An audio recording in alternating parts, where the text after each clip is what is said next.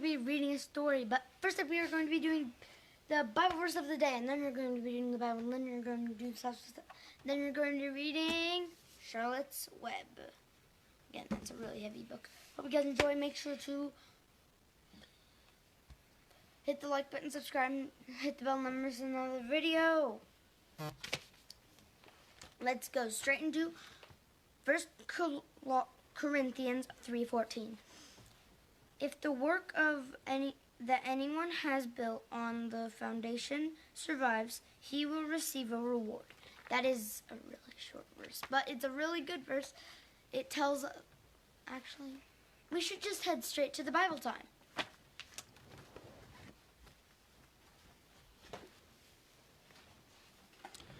So some of these verses that we've been copying have not been super easy to understand out of the context that they're in. Just lost a bookmark. So I just want to read to you the paragraph that it's in. The kids, I make them read or write at least the verse and encourage them to write more. But I'm going to read the paragraph that is in. According to the grace of God given to me, like a skilled master builder. So you didn't know Legos were in the Bible, did you? Like a skilled master builder, I laid a foundation, and someone else is building upon it. Let each one take care how he builds upon it, for no one can lay a foundation other than that which is laid, which is Jesus Christ. Now if anyone builds on the foundation with gold, silver, precious stones, wood, hay, straw, each one's work will become manifest, for the day will disclose it, because it will be revealed by fire, and the fire will test what sort of work each one has done. If the work that anyone has built on the foundation survives, he will receive a reward. If anyone's work is burned up, he will suffer loss, though he himself will be saved, but only as through fire. And that is the paragraph. And my phone just reminded me that I didn't plug you in. So it's going to run out of power very soon if I don't do that. All right. So with all that being said, it's important to read the verses in context, because if you just say the foundation, well, what foundation are we talking about? So we don't know, but very clearly the foundation is Jesus, and so that is part of the context. All right, so now we're on Micah chapter 7. This is the English Standard Version of the Bible. This is going to finish the book of Micah for us today, and let me begin. Woe is me, for I have become as when the summer fruit has been gathered, as when the grapes have been gleaned. There is no cluster to eat. I'm going to start over here in just a second. All right, this is Micah chapter 7, take 2. Woe is me, for I have become as when the summer fruit has been gathered, as when the grapes have been gleaned. There is no cluster to eat, no first ripe fig that my soul desires. The godly has perished from the earth, and there is no one upright among mankind. For all lie in wait for blood, and each hunts the other with a net. Their hands are on what is evil to do it well. The prince and the judge ask for a bribe, and the great man utters the evil desire of his soul. Thus they weave it together. The best of them is like a briar, the most upright of them a thorn hedge. The day of your watchmen, of your punishment, has come. Now their confusion is at hand. Put no trust in a neighbor. Have no confidence in a friend. Guard the doors of your mouth from her who lies in your arms. For the son treats the father with contempt. The daughter rises up against her mother. The daughter-in-law against her mother-in-law. A man's enemies are the men of his own house. But as for me, I will look to the Lord. I will wait for the God of my salvation. My God will hear me. Rejoice not over me, O my enemy. When I fall, I shall rise. When I sit in darkness, the Lord will be a light to me. I will bear the indignation of the Lord, because I have sinned against him, until he pleads my cause and executes judgment for me. He will bring me out to the light. I shall look upon his vindication. Then my enemy will see, and shame will cover her who said to me, Where is the Lord your God? My eyes will look upon her. Now she will be trampled down like the mire of the streets. A day for the building of your walls. In that day the boundary shall be far extended. In that day they will come to you from Assyria and the cities of Egypt, and from Egypt to the river, from sea to sea, and from mountain to mountain. But the earth will be desolate because of its inhabitants, for the fruit of their deeds. Shepherd your people with your staff, the flock of your inheritance, who dwell alone in a forest, in the midst of a garden land. Let them graze in Bashan and Gilead, as in the days of old. As in the days when you came out of the land of Egypt, I will show them marvelous things. The nations shall see and be ashamed of all their might. They shall lay their hands on their mouths. Their ears shall be deaf.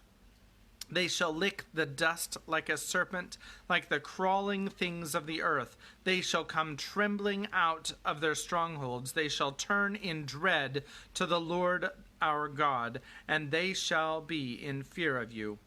Who is a God like you, pardoning iniquity and passing over transgression?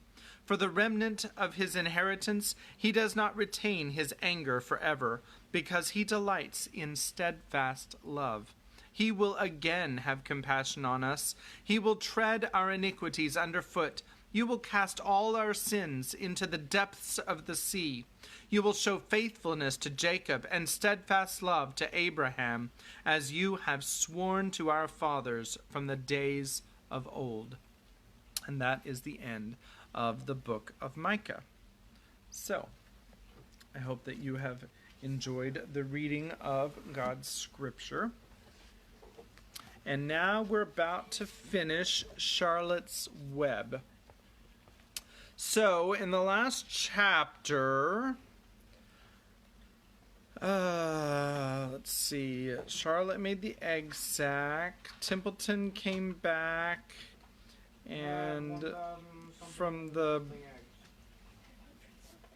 I think it was 514. Templeton came back, and he overate while he was at the fair, and he had a heart attack and died. And that's the end of the story, because Templeton was really the main character here, as you can tell. Dad. Here's Kimberly to say how it really happened. Okay, so what actually happened was Templeton, when he got there, he went to bed, and they noticed that there was a blue tag on the pig next door's fence. His name was Uncle. And so they were all, the Zuckermans and Fern's family went over and saw that, and they were all a little bit upset until they heard that there was a special announcement for a special reward for Wilbur. So, Templeton, hearing the announcement, goes into Wilbur's crate with him, and during the award ceremony, Wilbur literally faints because he's not even believing what he's seeing. And Charlotte overhears the whole thing, and there's this point where the announcer says, "Well, I can't give an award to a dead pig." And I was thinking at that point, Charlotte must be thinking, "Oh my gosh, Wilbur's dead?" They thought that I was telling the story there for a minute. Yeah. So, well, the first time I read Charlotte's Web, Are you going to finish what we read about? okay, What was prize money? it was $25, Yeah! which was actually a lot back then. Well, we can't give a prize to a dead pig. Okay, but Alright. the first time that I read Charlotte's Web, It was in a classroom, and the teacher was reading it. But I'm like, I have a copy of this at home. I'm going to read it before the teacher can. So I finished it when the teacher was less than halfway done. Yay! Just a little bit of insight on the first time I read this. I'm going to hand it off to Dad, who's going to read us a story.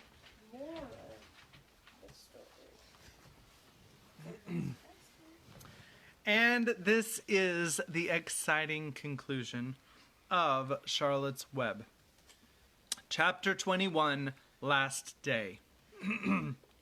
Charlotte and Wilbur were alone. The families had gone to look for Fern. Templeton was asleep. Wilbur lay resting after the excitement and strain of the ceremony.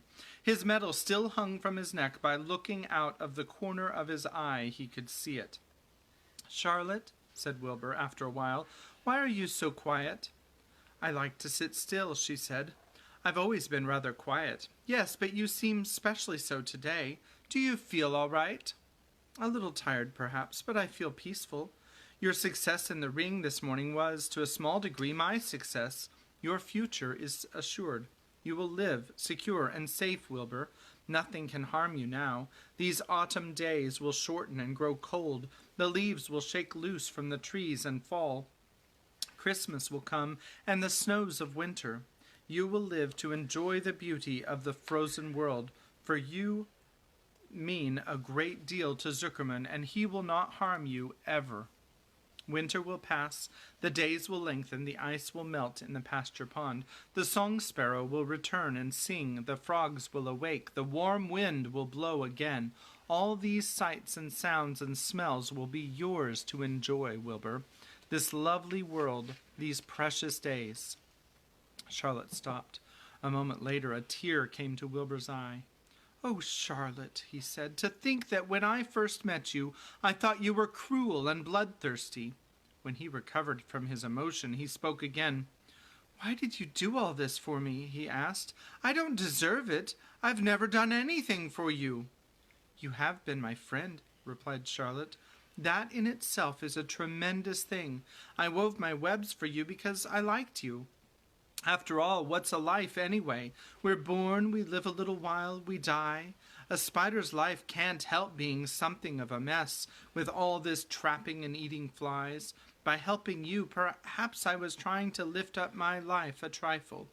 Heaven knows anyone's life can stand a little of that."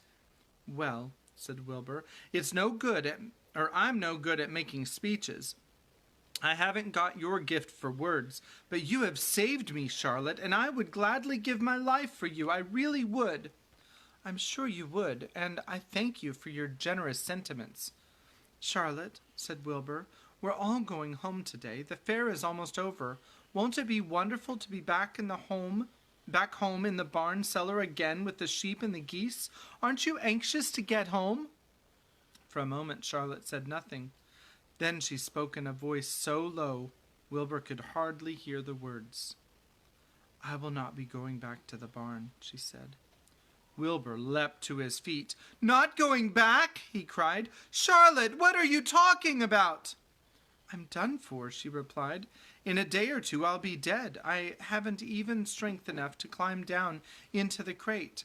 I doubt if I have enough silk in my spinnerets to lower me to the ground." Hearing this, Wilbur threw himself down in an agony of pain and sorrow. Great sobs racked his body. He heaved and grunted with desolation. "Charlotte," he moaned, "Charlotte, my true friend!" "Come now, let's not make a scene," said the spider. "Be quiet, Wilbur. Stop thrashing about." "But I can't stand it," shouted Wilbur. "I won't leave you here alone to die. If you're going to stay here, I shall stay too." "Don't be ridiculous," said Charlotte. "You can't stay here. Zuckerman and Lurvy and John Arable and the others will be back any minute now, and they'll shove you into that crate in any way, and away you'll go. Excuse me. Besides, it wouldn't make any sense for you to stay. There would be no one to feed you. The fairgrounds will soon be empty and deserted." Wilbur was in a panic. He raced round and round the pen. Suddenly he had an idea. He thought of the egg sack and the 514 little spiders that would hatch in the spring. If Charlotte herself was unable to go home to the barn, at least he must take her children along. Wilbur rushed to the front of his pen. He put his front feet up on the top board and gazed around. In the distance he saw the Arables and the Zuckermans approaching. He knew he would have to act quickly. "Where's Templeton?" he demanded. "He's in that corner under the straw, asleep," said Charlotte. Wilbur rushed over, pushed the strong snout under the rat, and tossed him into the air. "Templeton," screamed Wilbur, "pay attention!" The rat, surprised out of a sound sleep, looked first dazed, then disgusted. "What kind of monkey shine is this?" he growled. "Can't a rat catch a wink of sleep without being rudely popped into the air?" "Listen to me," cried Wilbur. "Charlotte is very ill. She has only a short time to live. She cannot accompany us home because of her condition. Therefore, it is absolutely necessary that I take her egg sack with me. I can't reach it, and I can't climb. You are the only one that can get it. There's not a second to be lost. The people are coming. They'll be here in no time. Please, please, please, Templeton, climb up and get the egg sack." The rat yawned. He straightened his whiskers, then he looked up at the egg sack. "So," he said in disgust, "so it's old Templeton to the rescue again, is it? Templeton, do this. Templeton, do that. Templeton, please run down to the dump and get a magazine clipping. Templeton, please lend me a piece of string so I can spin a web." "Oh, hurry," said Wilbur. "Hurry up, Templeton." But the rat was in no hurry. He began imitating Wilbur's voice. "So it's 'hurry up, Templeton,' is it?" he said. "Ho, ho! And what thanks do I ever get for these services, I would like to know? Never a kind word for old Templeton, only abuse and wise cracks and side remarks. Never a kind word for a rat." "Templeton," said Wilbur in desperation, "if you don't stop talking and get busy, all will be lost, and I will die of a broken heart. Please climb up." Templeton lay back in the straw. Lazily, he placed his forepaws behind his head and crossed his knees in an attitude of complete relaxation. "Die of a broken heart," he mimicked. "How touching, my. I notice that it's always me you come to when in trouble, but I've never heard of anyone's heart breaking on my account. Oh no, who cares anything about old Templeton?" "Get up," screamed Wilbur. "Stop acting like a spoiled child." Templeton grinned and lay still. "Who made trip after trip to the dump?" he asked. "Why, it was that old Templeton. Who saved Charlotte's life by scaring that Arable boy away with a rotten goose egg? Bless my soul, I believe it was old Templeton. Who bit your tail and got you back on your feet this morning after you had fainted in front of the crowd? Old Templeton. Has it ever occurred to you that I'm sick of running errands and doing favors? What do you think I am anyway? A rat of all work?" Wilbur was desperate. The people were coming, and the rat was failing him. Suddenly he remembered Templeton's fondness for food. "Templeton," he said, "I will make you a solemn promise. Get Charlotte's egg sack for me, and from now on I will let you eat first when Lurvy slops me. I will let you have your choice of everything in the trough, and I won't touch a thing until you're through." The rat sat up. "You mean that?" he said. "I promise. I cross my heart." "All right, it's a deal," said the rat. He walked to the wall and started to climb. His stomach was still swollen with last night's gorge. Groaning and complaining, he pulled himself slowly to the ceiling. He crept along till he reached the egg sack. Charlotte moved aside for him. She was dying, but she still had strength enough to move a little. Then Templeton bared his long, ugly teeth and began snipping the threads that fastened the sack to the ceiling. Wilbur watched from below. Here is Templeton getting the egg sack. And you can see the tiny little Charlotte shriveled up It's really sad. Did I miss a picture, JJ? No? Okay. Use extreme care, he said. I don't want a single one of those eggs harmed. This stuff sticks in my mouth, complained the rat. It's worse than caramel candy. But Templeton worked away at the job and managed to cut the sack adrift and carry it to the ground, where he dropped it in front of Wilbur. Wilbur heaved a great sigh of relief. Thank you, Templeton, he said. I will never forget this as long as I live. Neither will I, said the rat, picking his teeth. I feel as though I had eaten a spool of thread. Well, home we go. Templeton crept into the crate and buried himself in the straw. He got out of sight just in time. Lurvy and John Arable and Mr. Zuckerman came along at that moment, followed by Mrs. Arable and Mrs. Zuckerman and Avery and Fern. Wilbur had already decided how he would carry the egg sack. There was only one way possible. He carefully took the little bundle in his mouth and held it there on top of his tongue. He remembered what Charlotte had told him, that the sack was waterproof and strong. It felt funny on his tongue and made him drool a bit, and of course he couldn't say anything. But as he was being shoved into the crate, he looked up at Charlotte and gave her a wink. She knew he was saying goodbye in the only way he could, and she knew her children were safe. Goodbye, she whispered. Then she summoned all her strength and waved one of her front legs at him. She never moved again. Next day, as the Ferris wheel was being taken apart and the racehorses were being loaded into vans, and the entertainers were packing up their belongings and driving away in their trailers, Charlotte died. The fairgrounds were soon deserted. The sheds and buildings were empty and forlorn. The infield was littered with bottles and trash. Nobody of the hundreds of people that had visited the fair knew that a gray spider had played the most important part of all. No one was with her when she died, which is very sad. Chapter 22, A Warm Wind. And so Wilbur came home to his beloved manure pile in the barn cellar. His was a strange homecoming. Around his neck he wore a medal of honor. In his mouth he held a sack of spider's eggs. There is no place like home, Wilbur thought, as he placed Charlotte's 514 unborn children carefully in a safe corner. The barn smelled good. His friends, the sheep and the geese, were glad to see him back. The geese gave him a noisy welcome. Congratulations, they cried. Nice work! Mr. Zuckerman took the medal from Wilbur's neck and hung it on a nail over the pig pen where visitors could examine it. Wilbur himself could look at it whenever he wanted to. In the days that followed, he was very happy. He grew to a great size. He no longer worried about being killed, for he knew that Mr. Zuckerman would keep him as long as he lived. Wilbur often thought of Charlotte.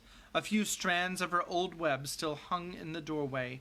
Every day Wilbur would stand and look at the torn, empty web, and a lump would come to his throat. No one had ever had such a friend, so affectionate, so loyal, and so skillful.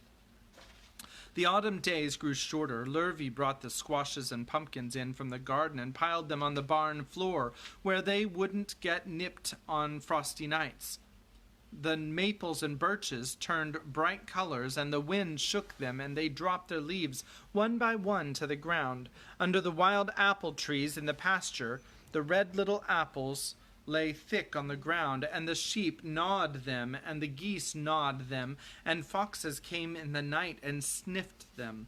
One evening, just before Christmas, snow began falling. It covered house and barn and fields and woods. Wilbur had never seen snow before. When morning came, he went out and plowed the drifts in his yard for the fun of it.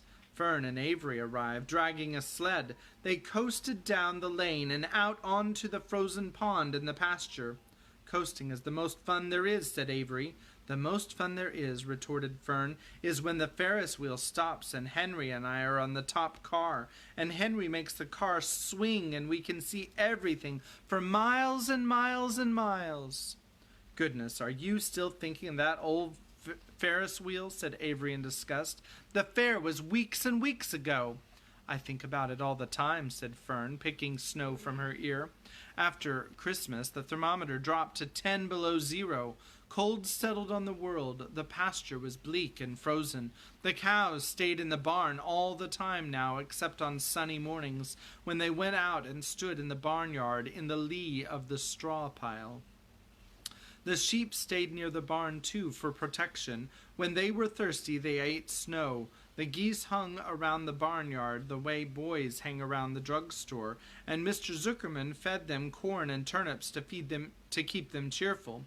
Many, many, many thanks, they always said when they saw food coming.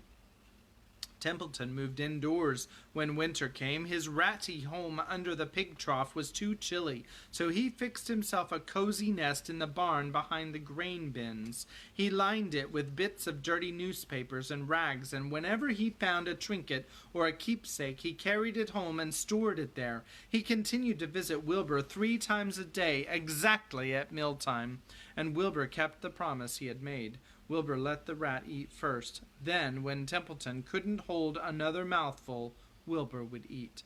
As a result of overheating, Templeton grew bigger and fatter than any rat you ever saw. He was gigantic. He was as big as a young woodchuck. The old sheep spoke to him about his size one day. "You would live longer," said the old sheep, "if you ate less." "Who wants to live forever?" sneered the rat. "I am naturally a heavy eater, and I get untold satisfaction from the pleasures of the feast." He patted his stomach, grinned at the sheep, and crept upstairs to lie down. And here is a picture of Templeton, the fat rat, and the sheep.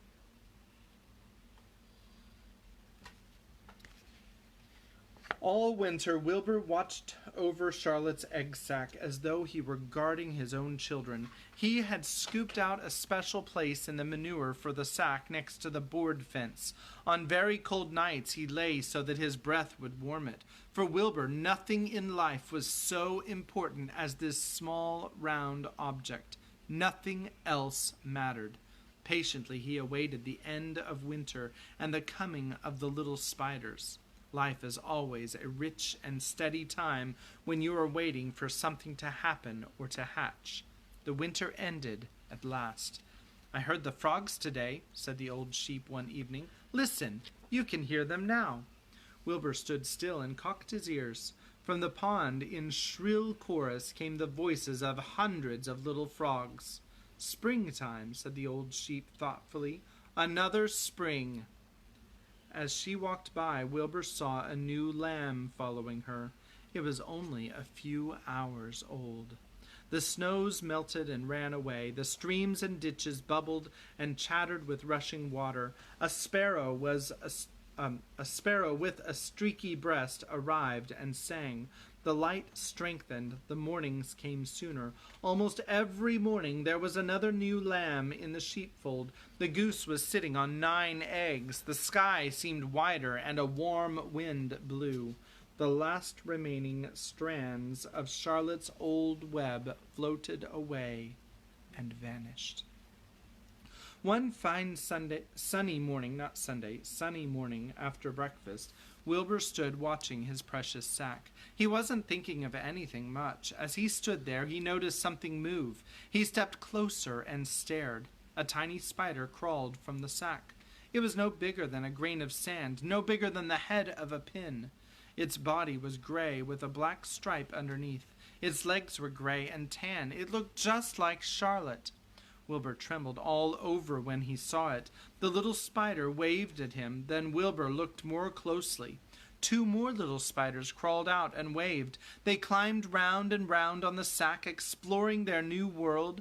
Then 3 more little spiders, then 8, then 10. Charlotte's children were here at last. Wilbur's heart pounded. He began to squeal. Then he raced in circles, kicking manure into the air. Then he turned a backflip. Then he planted his front feet and came to a stop in front of Charlotte's children. "Hello there," he said. The first spider said hello, but its voice was so small Wilbur couldn't hear it. "I am an old friend of your mother's," said Wilbur. I'm glad to see you. Are you all right? Is everything all right?" The little spiders waved their forelegs at him. Wilbur could see by the way they acted that they were glad to see him. "Is there anything I can get you? Is there anything you need?" The young spiders just waved. For several days and several nights they crawled here and there, up and down, around and about, waving at Wilbur, trailing tiny drag lines behind them, and exploring their home. There were dozens and dozens of them. Wilbur couldn't count them, but he knew that he had a great many new friends. They grew quite rapidly. Soon each was as big as a BB shot. They made tiny webs near the sack. Then came a quiet morning when Mr. Zuckerman opened a door on the north side. A warm draft of rising air blew softly through the barn cellar. The air smelled of the damp earth, of the spruce woods, of the sweet springtime. The baby spiders felt the warm updraft. One spider climbed to the top of the fence. Then it did something that came as a great surprise to Wilbur. The spider stood on its head, pointed its spinnerets in the air, and let loose a cloud of fine silk. The silk formed a balloon. As Wilbur watched, the spider let go of the fence and rose into the air. "Goodbye," it said as it sailed through the doorway. "Wait a minute," screamed Wilbur. "Where do you think you're going?" But the spider was already out of sight. Then another baby spider crawled to the top of the fence, stood on its head, made a balloon, and sailed away. Then another spider, then another. The air was soon filled with tiny balloons, each balloon carrying a spider. Wilbur was frantic. Charlotte's babies were disappearing at a great rate. "Come back, children," he cried. "Goodbye," they called. "Goodbye, goodbye." Here is a picture of the spider's flight.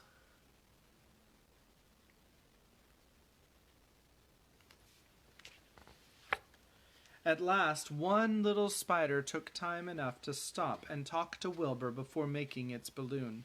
"We're leaving here on the warm updraft. This is our moment for setting forth. We are aeronauts, and we are going out into the world to make webs for ourselves." "But where?" asked Wilbur.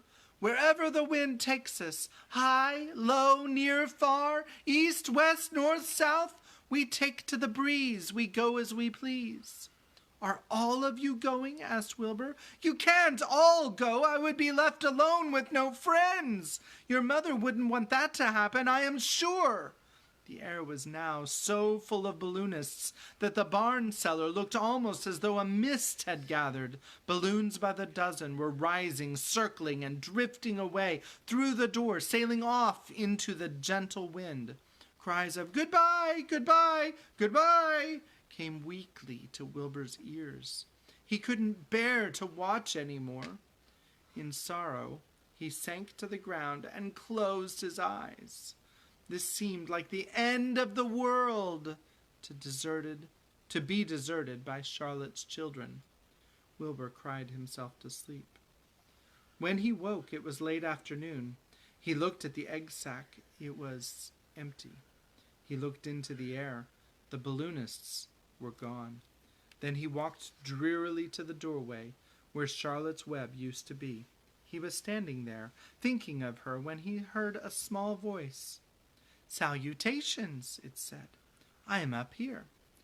"So am I," said another tiny voice. "So am I," said a third voice. "3 of us are staying. We like this place, and we like you." Wilbur looked up. At the top of the doorway, three small webs were being constructed. On each web, working busily, was one of Charlotte's daughters. "Can I take this to mean," asked Wilbur, "that you have definitely decided to live here in the barn cellar, and that I am going to have 3 friends?" "You can indeed," said the spiders. Here is the picture of the barn cellar doorway.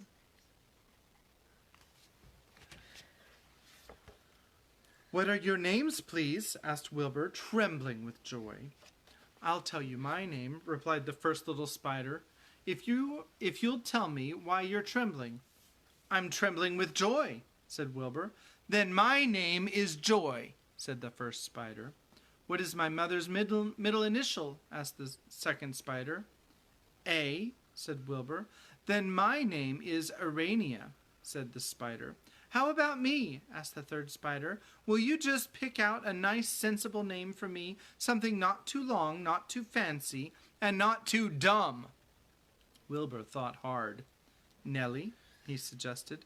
"Fine, I like that very much," said the third spider. "You may call me Nellie." She daintily fastened her orb line to the next spoke of the web. Wilbur's heart brimmed with happiness. He felt that he should make a short speech on this very important occasion. "Joy, Urania, Nellie," he began, "welcome to the barn cellar. You have chosen a hallowed doorway from which to string your webs. I think it is only fair to tell you that I was devoted to your mother. I owe my very life to her. She was brilliant, beautiful, and loyal to the end. I shall always treasure her memory. To you, her daughters, I pledge my friendship forever and ever." "I pledge mine," said Joy. "I do too," said Urania. "And so do I," said Nellie, who had just managed to catch a small gnat. It was a happy day for Wilbur, and many more happy, tranquil days followed. As time went on, and the months and years came and went, he was never without friends. Fern did not come regularly to the barn anymore. She was growing up, and was careful to avoid childish things, like sitting on a milk stool near a pig pen. But Charlotte's children and grandchildren and great-grandchildren, year after year, lived in that doorway. Each spring there were new little spiders hatching out to take the place of the old. Most of them sailed away on their balloons, but always 2 or 3 stayed and set up housekeeping in the doorway. Mr. Zuckerman took fine care of Wilbur all the rest of his days, and the pig was often visited by friends and admirers, for nobody ever forgot the year of his triumph and the miracle of the web. Life in the barn was very good, night and day, winter and summer, spring and fall, dull days and bright days. It was the best place to be, thought Wilbur, this warm, delicious cellar with the garrulous geese, the changing seasons, the heat of the sun, the passage of swallows, the nearness of rats, the sameness of sheep, the love of spiders, the smell of manure, and the glory of everything. Wilbur never forgot Charlotte. Although he loved her children and grandchildren dearly, none of the new spiders ever quite took her place in his heart. She was in a class by herself. It is not often that someone comes along who is a true friend and a good writer. Charlotte was both. The end.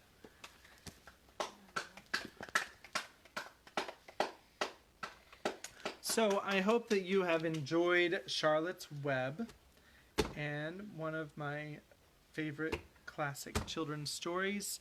And on Thursday, we've got something new for you.